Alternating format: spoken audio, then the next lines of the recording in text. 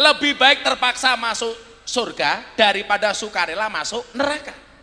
Ya, gitu. Jadi kemarin kan Mas siapa namamu? Abdi. Iya. Abdi. Jadi ya ini kemarin gulanya tinggi banget Gus. Jadi saking jo maca handphone sih orang lagi ngomong. Enggak, aku cari chatting kita dulu. Oh iya, oke cakep. Jadi dia ini gulanya tinggi, udah gulanya tinggi sampai nyerang mata. Matanya hampir kena. Udah kena. Sudah. Jadi dia ini nggak bisa ngelihat. Sekarang aku pakai baju apa toh? Pakai batik. Oh coklat, sehat, sudah berarti sehat. udah sehat. Kemarin nggak bisa ngelihat. Kemarin Tapi kalau sampai lihat dituntun. duit sama cewek cantik masih bisa lihat. Kalau duit masih lihat Gus. Kalau duit masih lihat. Kalau cewek insya Allah udah enggak. Udah enggak. Kalau duit masih lihat. Ini live Gus, dilihat istri saya nanti. Jangan. Cuma memang saya bersaksi ya. Saya bersaksi kalau Emak Igun ini memang benar-benar orang yang super random beneran. Orang yang super random. Saya itu orang yang dugal memang super dugal. Orang yang nakal saya orang paling Dugem. nakal.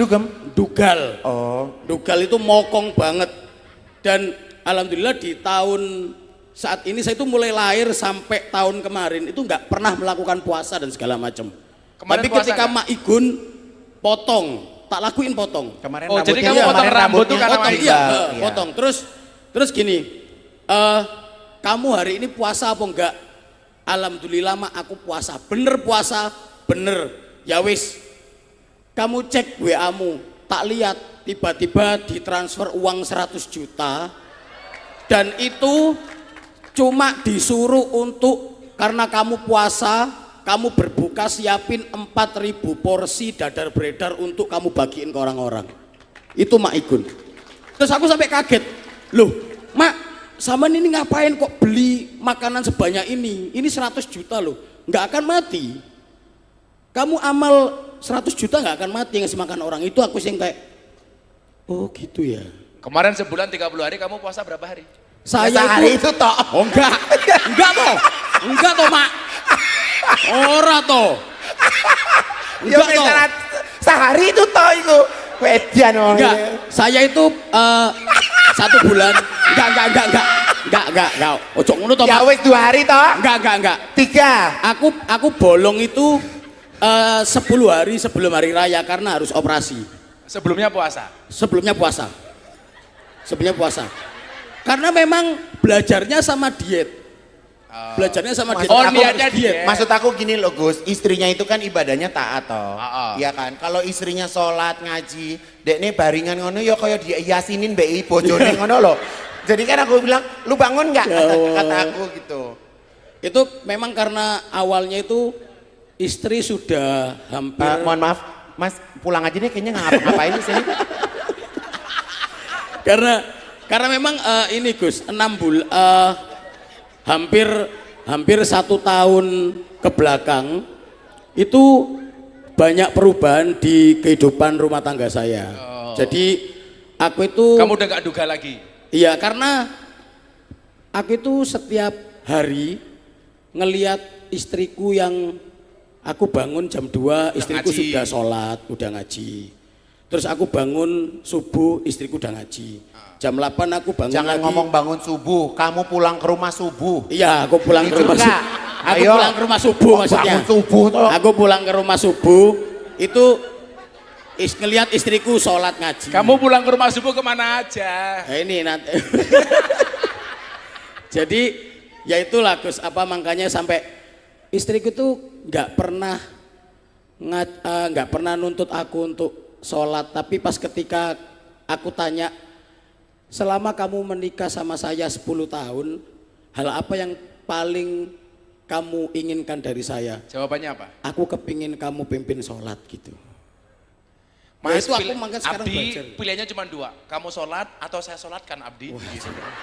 Jangan Gus, celengannya masih belum nutuk Gus. Jangan didoain itu Gus. Gitu dia. Nggih. Jadi kamu merasakan ketika ketemu dengan Kak Igun ini vibe-nya positif. Sangat banyak perubahan dan sangat banyak hal positif yang saya tangkap, yang saya dapat dan saya pelajari. Banyak banget. Jadi kalau istrinya suka ngaji kok suaminya dugal, saya jadi ingat Fir'aun. Aduh ya. Fir'aun itu nuakal ngaku Tuhan tapi istrinya itu wali namanya Siti Asiyah. Istrinya itu rajin ibadah, suaminya bajingan kayak Fir'aun. Kok ndelah yono ning Malang.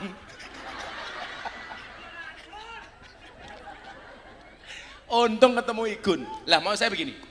Sumber kebaikan itu bisa datang dari siapapun. Tidak harus dari ustadz, tidak harus dari kiai, tidak harus dari pondok pesantren, betul? Makanya kenapa Abah sering bilang, dakwah itu bukan profesi, tapi apapun profesinya harus berdakwah. Coba Anda bayangkan, Kak Igun, mohon maaf, followernya Kak Igun berapa di Instagram? Cek ya. Aku sering komen-komenan, sering kolaborator juga sama Kak Igun ini. Coba. Enggak banyak Gus. 32,8 juta. Coba. Umate Kak Igun 32 juta. Kalau Abdi berapa Abdi? Dicek. Ya kui followerku kabeh kok dene.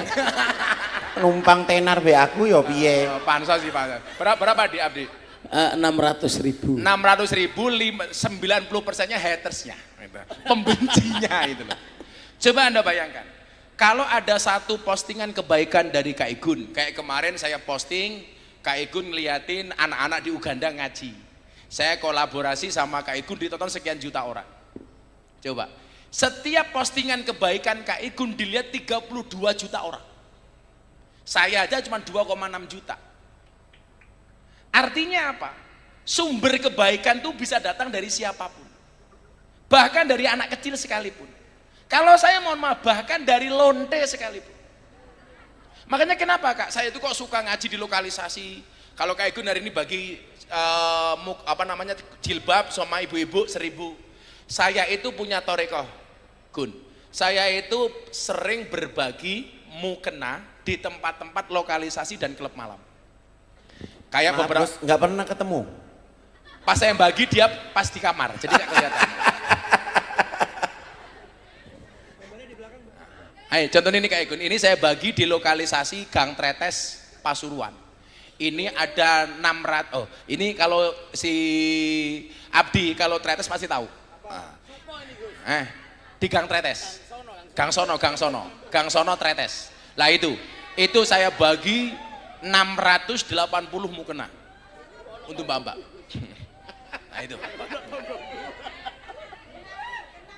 Orang bilang begini, ngapain Gus bagi-bagi seperti itu. Sampai kemarin saya kirim di Bose Bali untuk mbak-mbak LC.